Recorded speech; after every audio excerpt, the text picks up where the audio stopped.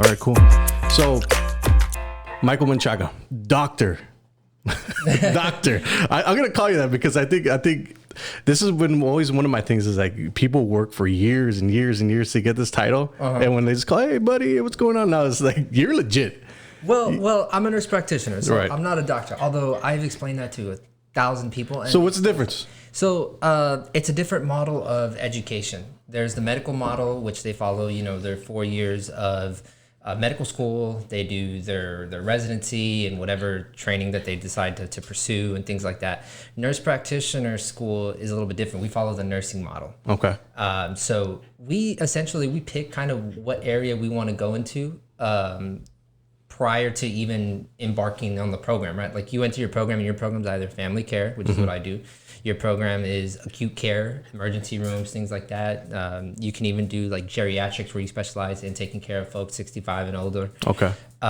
You can do like a midwifery women's health program where then your specialty becomes, OBGYN stuff, even delivering babies. The midwife is something that's been pretty much forgotten, but they are more than skilled and trained to take care of the mother in labor, take care of the baby just after it's being born, things like that. We do 2 years of nursing school. We have to get our bachelor's, right? So it's the 4-year undergrad degree, and he's cool. He always comes out of the podcast, man. Yeah. The more love you give him, the more he's not going to leave you alone. Right, that's what I'm getting right now. So it's the 4 years undergrad, and then it's about 3 years of graduate degree program. And in that meantime, like you're always doing clinicals. So you have the clinicals as a registered nurse student, you have your work experience as a registered nurse, and you have your clinicals throughout the graduate program. Right. Whereas in medical school, you usually go through the schooling and then you kind of, your residency and training after the fact. Gotcha. So a lot of it's intertwined. And that's basically the nursing model will focus on the whole person. Right, so a broken leg is not just a broken leg. A broken leg is the broken leg of a father who has to work 2 jobs to provide for his family of 5, and we kind of look at the whole person versus the issue at hand, And I've been a nurse on the floor and seen, some docs go in and they're like, "Where's my broken leg?" and this and that in whatever room, and so just that kind of difference there. That's the difference in mentality, the difference in training, and that's why.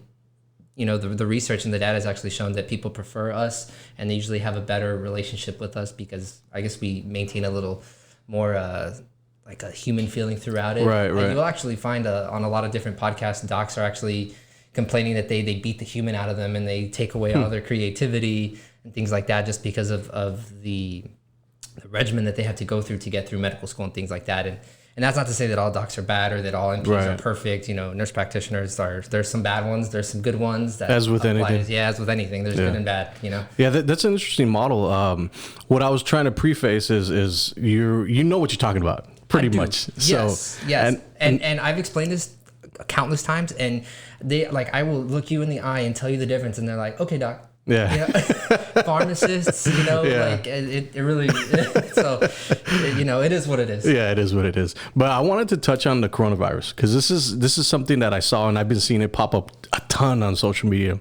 And you're very active about explaining to people. You're very active about education. Information, right? So I think that's one of the important things about social media is getting it right, because a lot of people spread misinformation. It's literally everywhere. And now that it's come from China, it's coming to America. It's literally, I don't know how many, I had it written down somewhere, but I think there's 15 cases in the United States now with over 75,000 infected throughout the world, right? Mm-hmm. So I wanted to bring you on to specifically touch about that, how it's originated, what it originated from, because I heard it's from bats. Mm-hmm. I heard it's from tests that they had on bats in laboratory and then it got out. So I kind of want to clear up the space, and then I want to tell you, I want you to tell people how they can, I guess, be effective with not contracting the virus. Sure. So the coronavirus was actually first defined and described in, that's an awesome coaster, by the way. I think my wife got it. That's so cool. I need one of those. It's very hard for me to have this, dude. So the coronavirus was actually first described in the early 1930s, and it has since evolved a few times. The most recent outbreak before this one was the SARS outbreak in 2003, where China and I think it was Hong Kong specifically, they were very scrutinized for having a poor public health response and allowing it to kind of get beyond them. And I think that has stirred a lot of the coronavirus frenzy that we're seeing right now. There are quite a few cases, and like if you look on my Facebook and stuff like that, a lot of it is kind of downplaying the coronavirus because all the media outlets have kind of made it a little bit more than what it is, although it is a serious threat, and it does have the potential to become something. It's not there yet. Most of the cases that we have in the United States are actually from people who were traveling in and around China and all the province and everything over there. Like the San Antonio case, that was somebody who was brought from China to America. But gotcha. The news outlets are, San Antonio man contracts coronavirus or whatever, and like everybody's like, oh no, it's in San Antonio. So, you really actually don't have to go around too much with like preventing it. Actually, some of the medical supply stores in San Antonio are running out of face masks. Really? Yeah, because people are scared to contract it. The truth of it as of late, and I was just reading on this last week, so I try to stay up to date kind of weekly on it, is that it's not actually spreading like human to human. Yeah. The way it originally comes from is bats. Yes, and in China, there's a lot of live animal markets, right? And that's where it was thought to be transmitted from bat to human. And that was originally how it was known to be transmitted, animal to human, until it mutated.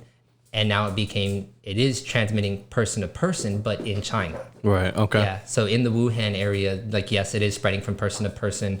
There have been, I think, like 5 cases maybe of person-to-person spread in the United States, and it's typically the people who are close to the infected individual, wife, caregivers, gotcha. Spouses, children, things like that. I don't even know if a child's been affected yet. So that's how it's spreading. It's not like H1N1, back when that was around. So it's not really spreading too much, Essentially, if you want to prevent yourself from getting coronavirus, just don't go to China. Yeah. Don't go to China. And if you know somebody who's been in, around, or near China or any of those boats that they're evacuating people from, just stay away from them. You don't have to take any extraordinary measures with buying a 3-month supply of face masks or, quarantining yourself in your own house if you're not having symptoms. Yeah. So that's the 411 on corona as far as, preventing it, where it came from, and all that. Yeah, I was hearing that the conspiracy theories behind the coronavirus, it just spreads fear. Like, for example, San Antonio, like you're telling, they're already running out of all these supplies, and it really does. I mean, on social media, people love controversy. Yeah. Are you a huge conspiracy theorist in that? I went through a phase. Yeah. I went through a phase where I was maybe searching a little too many conspiracy videos on YouTube. Yeah, I don't anymore. It's interesting, man, because I mean, there's so much fake information on the internet, and that's what I always ask people: is like, is it a good thing that the internet came along and social media and to give a voice to everybody, like you, me, some dude down the street, some psycho crazy guy that's killing people? I mean, it's literally opened the doors for everything, right? Is it a good thing or is it a bad thing? I think with anything, I think the whole like, is it good or bad question, if you apply it to anything, it really depends on the situation, right? Like, the internet becoming what it is has allowed me to have much more educated and informed conversations with people who come to my clinic and who come to me for care. Yeah. So that's a good thing, It's a bad thing when you have some of the big media outlets releasing articles that say flu or corona more deadly than flu, which is just not true. No. I mean, I guess depending how you look at it, like, the death rate, if you break it down to percentages, number infected versus number who have died, sure, like, yes, it is higher than flu. If you look at China, if you take China out of the equation, it's probably comparable, but then it's all relevant, right? So there have been 2012 confirmed deaths from coronavirus. Okay. All but 6 or 12, one of those two, 6 or 12 have come outside of China. So 2,000 are in China, right? Nobody else is really dying from the flu. Nobody in the United States has died from the flu. This year alone, this flu season, we already have, I think, 12,000 deaths in the United States. From the flu. From the flu. Wow. Right. So like that's probably a bad use of the internet and voices and not being completely informed and things like that. So interesting. I think it's all dependent on the situation. So with the mass hysteria, if the coronavirus were to come here to the United States, obviously there would be a huge frenzy of people, right? Going all crazy. are we prepared to take that on in hospitals? Because I heard that there was in 2 weeks they built 2 hospitals in China just to combat this huge outbreak. Yeah. Is it possible for us to like maintain and I guess, I don't know, quarantine or just fight this virus? Right. I hope we don't have to find out. Yeah. I hope we don't have to find out. You want to think that we are. There's a lot of public health individuals who are trained in public health and combating these types of things. China so far has done a pretty good job from what I can tell. These kind of things, once they get spread, it's hard to really, control it. But like if you think about China's total population versus who are infected, you're like, yeah, they're probably doing a pretty good job. They're doing a much better job than they did in 2003 because they got really scrutinized for that one. Yeah. But, if it were to happen here, we'd have to see. I want to say yes, like we are, more than trained, but I can't predict the future. Yeah. So let's just go into a scenario. Say your practice, okay, the coronavirus is here and it's spread fast. It spreads pretty quick, right? Mm-hmm. So to say it spreads fast throughout the Rio Grande Valley, right? So what does that look like in your office? How do you combat it? Is there a antivirus for it? There's not. To my knowledge, there's not like an antiviral for it. Like we have some antivirals for different viruses and things like that. But not that specifically. Not that one specifically. And basically what would happen is once you started seeing the spread of it, we'd have to find patient 0. And then we'd have to find out where they were, where they had been, who they come in contact with. That takes time. And then those people that they have come in contact with have been in touch with other people. And so you'll have people get through the cracks. It's just inevitable. And then you start going through all the algorithms of screening patients, like, where like right now there's like a little algorithm to help clinicians where if somebody has been to China or traveled in and around near China, especially the Wuhan area, and is experiencing basically flu-like symptoms, fever, cough, shortness of breath, overall ill feeling, or if they have close contact to somebody who's had the coronavirus or been in the China area, we're supposed to like quarantine them, let public health know, and kind of get them a mask so they don't spread it further. But at that point, like I probably have already been exposed. My medical assistant probably has already been exposed. Yeah. If there was people in the waiting room, which generally my practice is not. What's up, buddy? Have fun. Then, yeah. And then you would go through, getting all the public health stuff going, quarantining certain areas. The ERs would then have to be, trained and prepared to quarantine certain areas. People would be like on lockdown, and you'd go through all these precautionary measures and. It's so much. Yeah, so much wouldn't happen until it happens. Right. Yeah. Right. And my training's family care, which does involve public health, and I've had public health classes and things like that. And we've gone, part of the programs we've had public health efforts of going out and educating people on stuff, and it's just a lot to really do. So a lot of the public health officials that are actively working on this, both here and across in other countries, deserve a lot of credit. Yeah, it's very interesting. I was listening to a report that was on, I think, CNN about xenophobia, about how people are being racist towards Chinese people just because of what's going on in China. Yeah. But they have nothing to do with it. Like, I think in New York, in Chinatown, 70% of the business has gone down just because of xenophobia. The people are afraid, and they're just labeling them like it's your fault. It's your fault. I seen that on I think on one of the subways, some guy was telling the Chinese woman.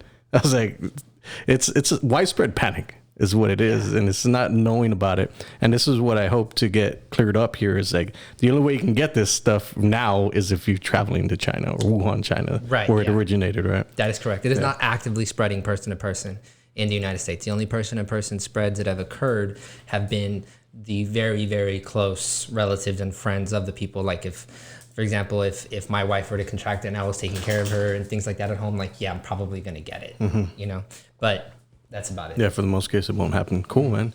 So I want to jump into social media. I love social media. I have to talk about marketing. I have to talk about advertising. And I saw what you're doing. I see that you're pretty active on social media. And I'm assuming you're a busy guy.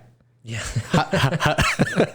So how do you do it? Because I think everybody gets confused. Like social media is work, right? Yeah. It's like a whole nother job. Yeah. And I don't think people are willing to put in the time to be able to get the results that you get from social media doing it the long term. But you're very educational, you're very informational, and that's what you need to grow a good audience. And you are literally the expert when you keep on talking about it. So that's why I love your stuff, because you're informative, you're educational. So touch on that, because I think it's super important. Everybody's looking for that magic pill with social media, and they're like, they try it out for a month and it doesn't work. Yeah. So touch on that. Social media's been tough. Social media's actually taught me that I'm an introvert. That is for sure. It took me a long time to get started. And then when I did get started, it was, one post here, one post there, don't show my face, keep it to written word, things like that. And, I started kind of telling myself I need to put myself out there a little bit more, get my message across.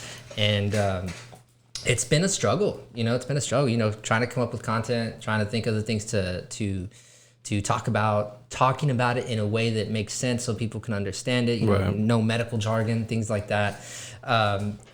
It does keep you very, very busy. A lot of times I'm replying to comments at 10 at night, 9:30 at night, 7 a.m., on my way to the gym in the morning, replying to the comments that came in at midnight, people are on social media at midnight, All time. Yeah, all times. It never stops. I do think that, like you said, the easiest way to grow a following is to be informative, to be educational, at least in my space, healthcare. I think I just really try to focus my content on informing people rather than selling people. Yeah. It's the Gary V model, man. So you give jab, jab, jab, right hook, right? Mm-hmm. I think we're both fans of Gary V. For sure. And I think it's super interesting, because I think nobody ever put it in perspective until he came along and just started creating all this content. And I think you're absolutely right. Like it's work. It takes a lot of work. But when you do it and you do it consistently over and over and over and over again, it just works. And it's a long-term game. Why do you think people aren't doing this? Because it's work. That was a very Gary V answer, right? No, I mean, I think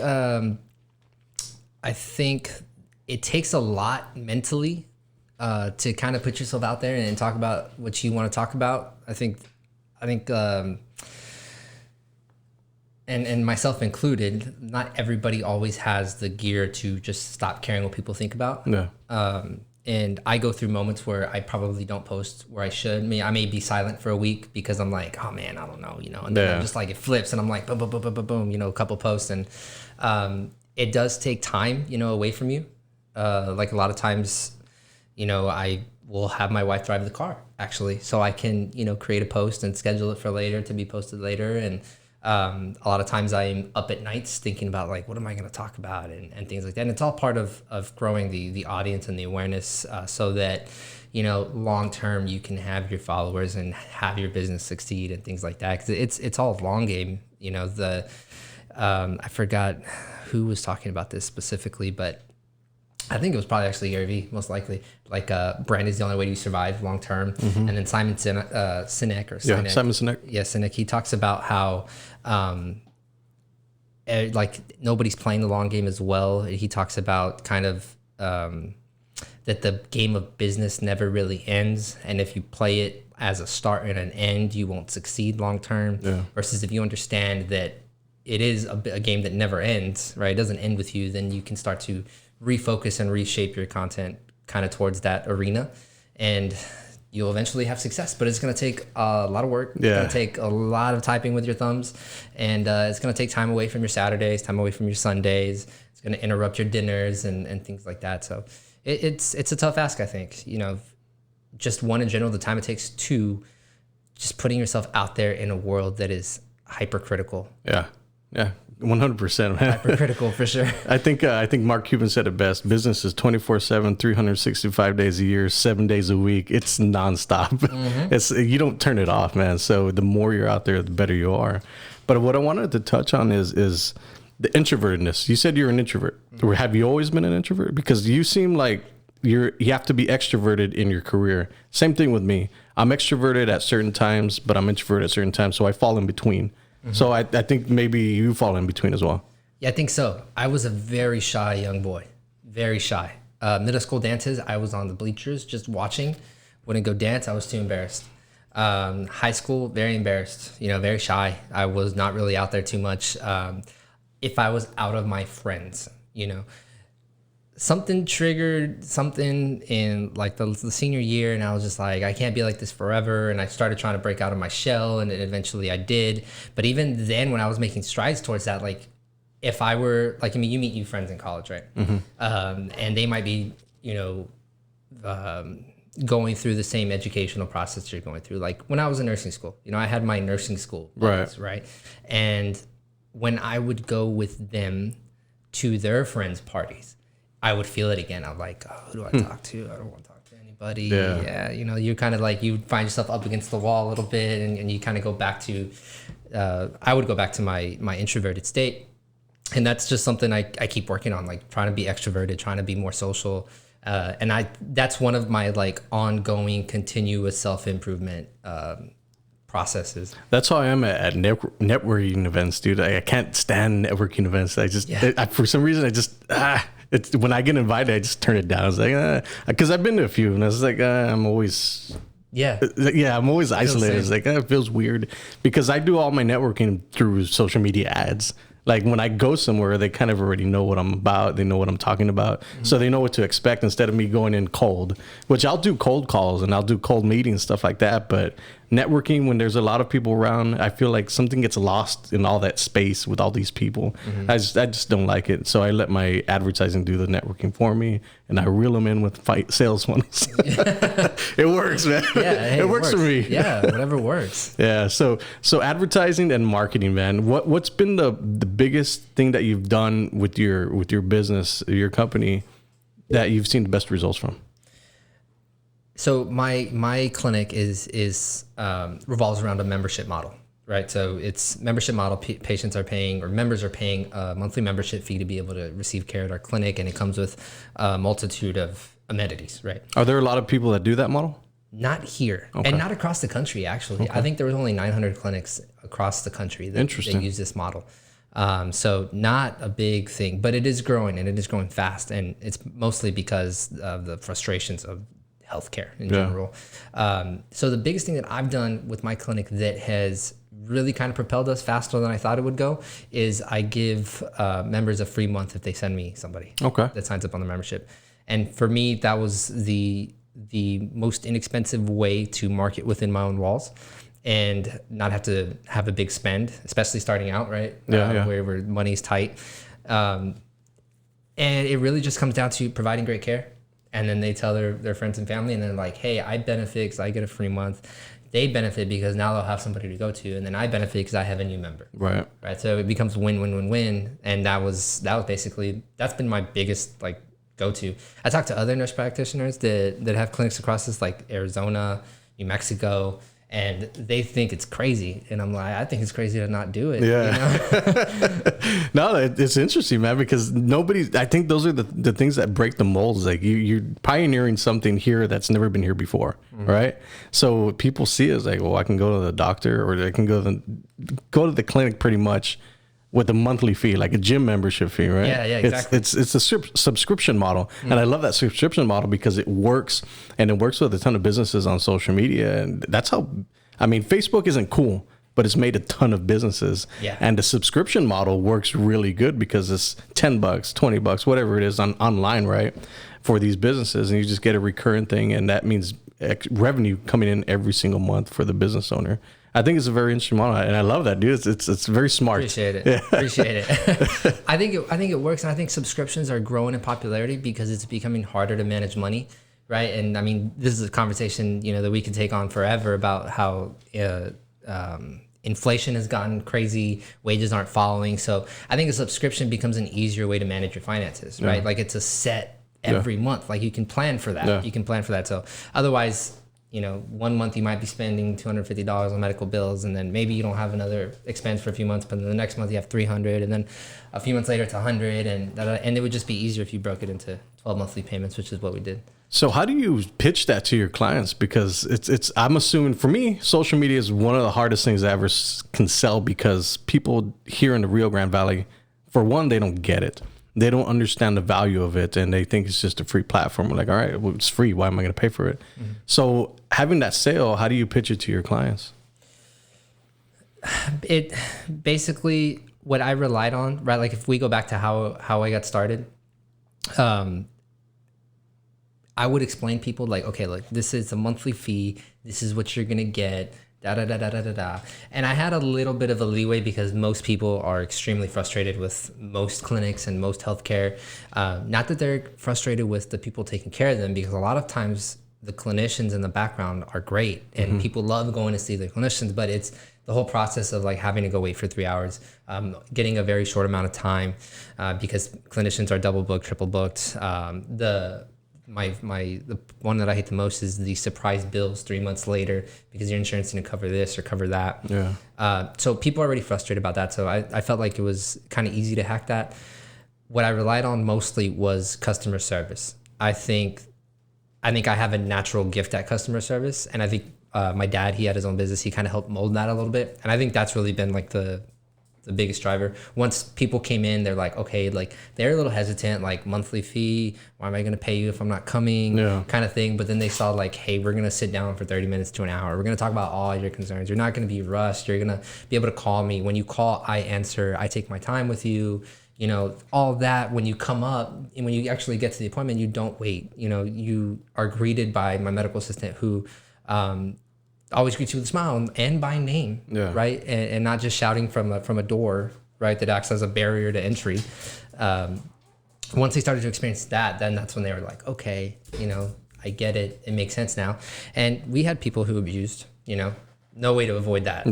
Anywhere, not just in the Valley, but there's no way to avoid that. And we had people that loved it. We had people that took advantage, which I think is a little bit different than abused. And it was just kind of like a snowball where it was growing and growing and growing. As it was growing, you know, it was throwing pieces off where, you know, members were leaving and things like that, but we kept growing and growing and growing. Now it's very steady. Okay. Now it's very steady. And the membership to the Harlingen Clinic is actually closed now. We're no longer accepting new members. Gotcha. And so that's been good. That's been good. So then once you get to a certain amount of number, you just cut it off. Right. And then you open up a new office. Right. Because you cut it off to not overextend yourself, right? Because the point is to be there, you know, 100% for the people that are there for you. And when you have a membership, that's kind of what you expect. Yeah. Right. So that's what we provide. So the second clinic is not to, you know, overextend myself as well. The second clinic is to bring on a new clinician who will then take care of her or his own members. Gotcha. How do you, okay, so obviously you work one way, right? And this is always the problem that I'd have is when I pull on clients, I'm going to get too busy to be able to give them everything, right? Because people are like, I want to work with Josh. I want to work with Josh. So that's why it's been very hard for me to scale what I do, right?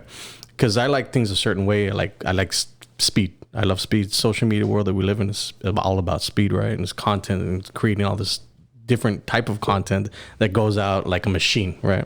So I can't replicate myself, and I've hired a few people on that they're just not up to my standard. And I don't know if that's just my ego talking or whatever, but maybe I'll ask you this: is do you see that in your new clinic? Would you be micromanaging these people, or would you let them do their own thing? So the clinician that is in mind for the clinic, I won't break it out loud. My members know. I won't say it publicly yet, but very close to me. Okay. So I am not foreseeing that problem, but that is a real problem. And if I was to just like put out an ad, you know, for hire for a nurse practitioner to come in and run the clinic in the model we do, I'd be very, very hesitant. Yeah. I'd probably take a long time to make that decision. My dad has his used car lot now for 22, 23 years. And I started working there when I was 10. I kind of learned it from the bottom up. Yeah. And I saw a lot of people come and go. Yeah, a lot of people come and go. From, you know, the person working on the cars to the person taking the payments to the person who was supposed to act as a manager in his place when he wasn't there. And he couldn't figure it out. Like, same thing. Like, they weren't up to his standard, right? And I guess nobody ever truly would be, you know? So that becomes a tough path to navigate, right? When you're trying to scale and you're trying to grow. I don't know. Tell me the answer, man.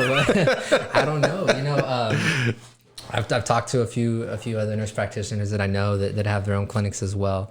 And it's a conversation that comes up a lot. You know, how to scale. You know, because eventually you want the clinics to make money when you're not there, and I don't know. It just never really runs the same if you're not there. Yeah, it's a very interesting thing because my dad owns a Dairy Queen Mercedes. Same as you, I grew up in Dairy Queen since I was 6 years old. So Dairy Queen is all I ever knew. And he was always like, I'm never going to retire because I can't trust these people. I can't not trust them, but I can't. It doesn't run the same when I'm not there, right? So he's always like, well, I'm going to do this. I'm going to do this. I need to be there. He said he's going to die making ice cream cones. So it's like respect. Yeah.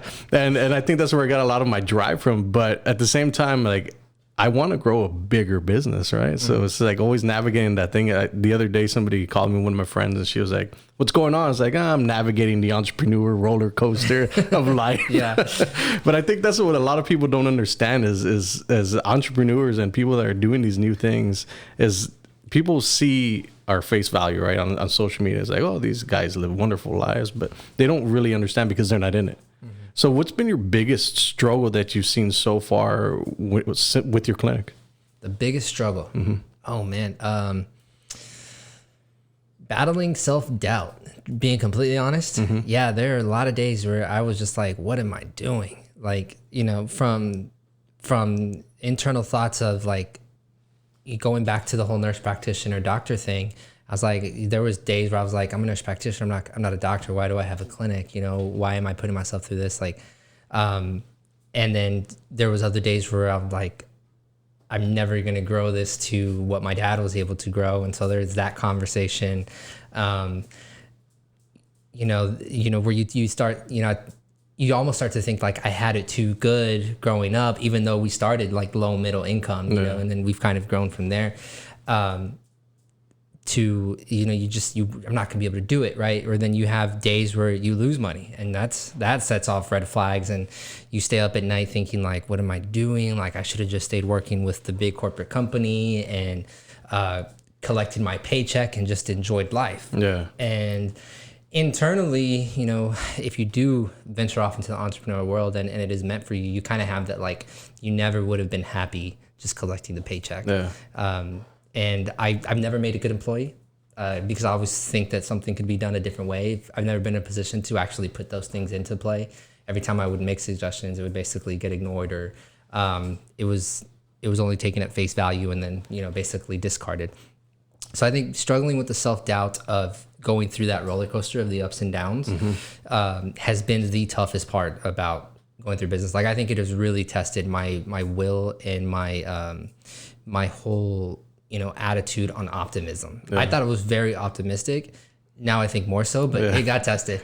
Do you think that self-doubt is from the doctor's point of view, right? All your peers, they're doctors and you're a nurse practitioner. So you're having that internal battle. It's like, I'm a nurse practitioner. These doctors are doctors that have been doing it for years. Is that what it is? Or? Well, there's that. There's also this ongoing battle of nurse practitioners versus doctors for a variety of reasons. Nurse practitioners are expanding, they're not expanding their scope, but they're expanding their reach. You know, we're getting a little bit more autonomy, and laws are changing across the country. Like right now I have to have a supervising physician, and the supervising physician that I have is great. I've known him for a long time. He works with me really well. Sometimes other nurse practitioners have to get supervisings that aren't as great to work with, and they end up running like $5,000 monthly bills. Wow. That becomes hard to stay open. You know, other states have taken away that legal requirement of having that supervising, and that's because 30 to 40 years of research has shown that our outcomes are equal, and patients probably like us a little bit better. And sometimes our outcomes are better. And I attribute that to the relationships that we're able to establish, and that just goes back to the models of care, or the models of education. And so there's that battle, right? And so, you know, you're part of different business groups, and there are, you know, MDs in there and NPs in there that are constantly bickering, like, we should or shouldn't, and this and that. And so that's always in the back of your head. And then you see, you know, kind of these career physicians that have been there for so long, and they have huge practices, and your practice can feel very small when you're starting out, and that plays a role into the self-doubt and just wondering if you have what it takes to be a businessman. You know, that creeps in there. So there's quite a few aspects to it. So what is it that keeps you going then? I would say that it is, for the longest time, it's been the thought of a family. The thought of family, because I don't essentially have any children right now. We are expecting in July, so. Oh, nice! Congratulations. Thank you, I appreciate that. So that becomes a little bit more real now. Yeah. But I've always kind of thought like, I guess I saw my dad. He was working. He managed every single lax in the valley. Okay. Yeah, and he was kind of up there. They wanted to promote him to be some big title. He made a request as a financial request to be signed on paper before he took his position. They said no, and then the corporate world back in the mid 90s was kind of hitting a stagnation. Mm-hmm. And so my childhood, I saw him working with lax, never home on Sundays, missing all my T-ball games, missing soccer games, missing all that stuff. And then he went out on his own and he was there all the time. And he was there on Saturdays and Sundays, and he was able to take me to the park to go practice baseball. And that, I guess, stuck with me a lot more than I knew. And I was like, I want to provide that for my family. And he helped me a lot, with school and things like that. And so being able to provide all that for me, I was like, okay, I got to provide that and more for the next generation. Right. And that's been the biggest, motivating factor. Do you feel like the whole American dream of entrepreneurship, you got to make all this money, you got to have these nice fancy cars, you got to have these nice houses, material stuff. Do you think that really matters at the end of the day? Because I think you touch on it, but at the end of the day, we as Americans or as people want to progress regardless. Mm-hmm. And I think money is a huge tool to be able to do that stuff because it gives us freedom. Yeah. So touch on that, because I think that's super important, because I used to be super naive. My dad obviously was doing very well, right? And I always tell him, I don't need money to be happy. And then when I started making money, it's like, oh, I'm pretty happy, man. Yeah. So touch on that, because I think it's super important. Yeah. So when I started out and when I first finished school, I wanted the nice car and the big house and, the vacations and stuff like that. And I'm sorry, the question in its heart, what is the question again? It's do you need money to be happy? To be happy. I think that varies on the individual. So going back to what I was saying, like I thought cars, house, vacation, stuff like that. Then once the business was actually, because you're growing and growing and growing, trying to get there, right? Once it got to that base where I'm like, okay, like I can make moves from here. Once I got there, I was like, this is so cool. Like I don't answer to anybody. But myself, I make my own decisions. Everything that I want to implement gets implemented. I consult with myself and a few people that I trust, and that's that. And I was like, this is cool. Like, I don't need the 2-story house. I don't need the whole thing. And that just become my realization. And that might have been like a moment of maturity for me, perhaps. I think there are other individuals who, they do need the materialistic things to be happy. And that's just their own individual makeup for whatever reason, based on their experiences. Other people would probably be happy working the 9 to 5 and collecting their paycheck and, being able to, not have the stress of business. Actually, one of my best friends, I would have this conversation with him all the time. He was like, and his dad owns a business. He was like, I never want to run a business or own a business. I just want to go work 9 to 5, not worry about it. Yeah. He's like, I'm happy. And he actually said it from a place where I believed him. Like he was happy. Yeah. And he was cool with the money he's making, and it wasn't bad money. It's not, it's not millionaire money, but it's good money. Yeah. So I think that's the thing is a lot of people can be happy with a $50,000, $60,000, $70,000 salary versus going out and try to make as much as you possibly can. Right. So I think that's a super important conversation to have, because I think there's a lot with yourself. Yeah. And with your friends, because with your friends too. Yeah, because I think a lot of times is when I was going off into social media marketing and advertising, it was completely different than Dairy Queen, right? So it was a huge leap, and a lot of my friends and family were like, well, why are you going away from a sure thing, right? Because I was getting groomed to take over Dairy Queen already. So why are you going to go from a sure thing to something that's uncertain? But I think it's always that entrepreneurial drive that my dad had. Like, I have to try it. I have to try it for myself. Yeah. And I think that's super important conversation to have, even when you don't have the support from your friends and family. Because, I mean, it took me, 3 years to be able to all right, I'm doing this full time. Like, all right, I did it. Mm-hmm. But people won't invest that time. Yeah. Yeah. And that's the hard part. Yeah. It goes back to work. When I started the clinic, I was working my 8 to 5. When word broke about the clinic, when I broke word about the clinic, I got fired from where I was working. So then I was without a job for a little while. I got a job again, working 8 to 5. I would run my clinic 5 to 9. I did that for so many days. I think it was like a little over a year. At that point, I made the transition where I was working that day job 8 to 12, and I was working my clinic 1 to 7, and I did that for like a whole nother year. And then finally, I made the transition to like, okay, I'm just going out on my own. Yeah. So it was just growing that. But those were 18-hour days. You know, those were 30 minutes at night to talk about things with my fiance, like how was your day, and then sleep and repeat. And, you know, obviously that included gym time, that included study time, you know, continuing education, actual time at the clinic, time at my part-time job. 18 hours a day, most people just don't want to do it.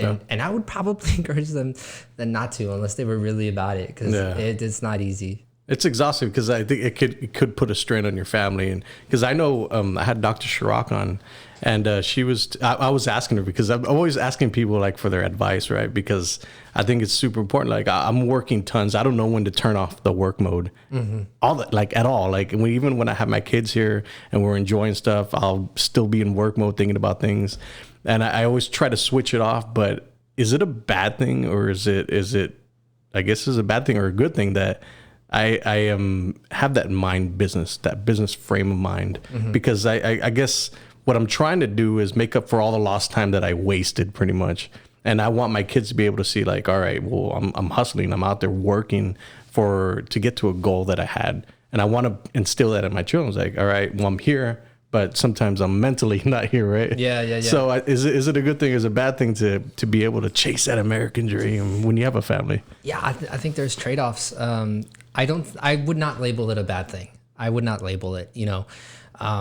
You could see it as like you're not mentally present. But even if you were, if you could go into a room and turn the switch off physically, and then your mind were just to stop on the business, would you then become a little anxious? And would you then be a little bit irritable and maybe not be enjoyable to be around? True. You know? Yeah. So when you think about it like that, you know, you kind of like, hey, this is Joshua Morales and this is Michael Menchaca, and we just have that, you know, within us. And if you turned it off, I don't think we'd be very happy people. I don't think so. I don't think so.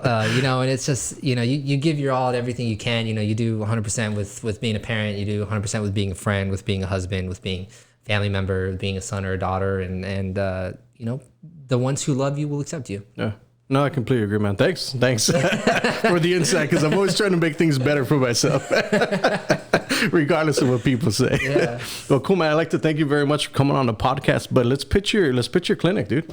So my clinic, Menchaca. Or are you already maxed out? Well, so Menchaca Family Clinic is maxed out. We're opening Amenity next month, hopefully, if everything goes according to plan. Amenity will be in Weslaco, Texas, also following the direct primary care model. Weslaco is my hometown, so I'm really excited about that clinic opening. It's a monthly membership type clinic. The membership covers all your visits, whether it's a sick visit, whether it's a well visit, whether it's an injury visit, a work physical, sports physical, any reason you think of for going in there, it's covered. You get unlimited telemedicine. You get wholesale labs, which are huge. You get you get free procedures, right? Like you need EKG, it's nothing. Okay. Yeah, stitches, nothing. Incision and drainage for like a tacote, right? Nothing. We do trigger point injections, nothing.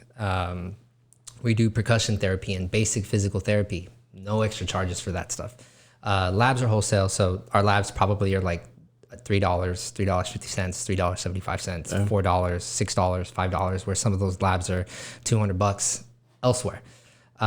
You get a one-on-one relationship with me where I'll take your time, 30 minutes, hour appointments, things like that.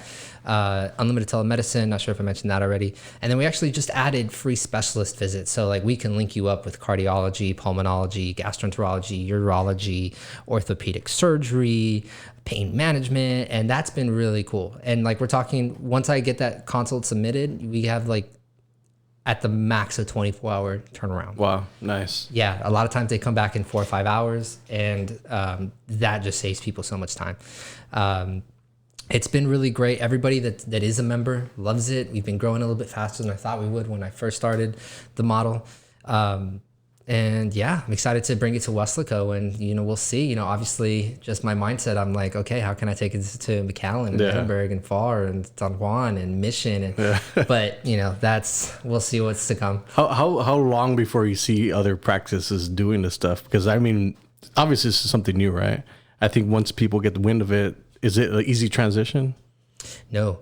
And so I think that's going to be a big barrier. Okay. A big barrier. Like if you're a large clinic and you're fee for service, which fee for service is the standard model that you see wherever you go, basically. If you fee for service, then you got to transition everybody, or you're going to transition into a DPC.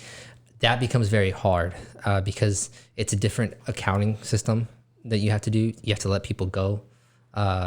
You have to see what patients are going to stick around, which ones can afford to pay you monthly, or who wants to pay you monthly. Yeah, for some people, it wouldn't make sense. For some people, it would make absolutely no sense, and it'd probably run them out of business. But the cornerstone of having a successful direct primary care practice is to have a small footprint, right? So very minimal overhead.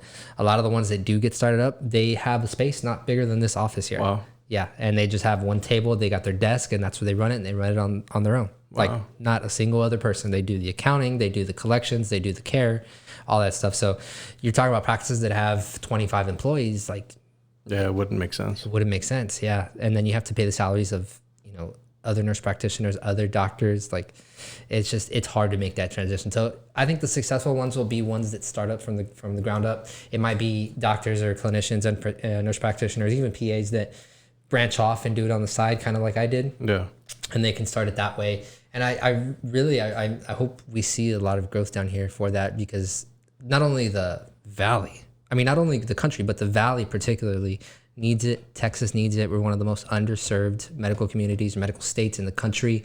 We rank pretty much last. 1 year it was like we were 45th. I think the next year we were 47th. Damn. So we're down near the bottom. We're down near the bottom, and physicians are less and less. They are going into primary care. They're going into specialties for a variety of reasons, and nurse practitioners are growing and growing and growing. So I see nurse practitioners particularly with an opportunity here. Cool, man. Mike, I appreciate you coming on the podcast. Thanks for having me. Appreciate your insight, bro.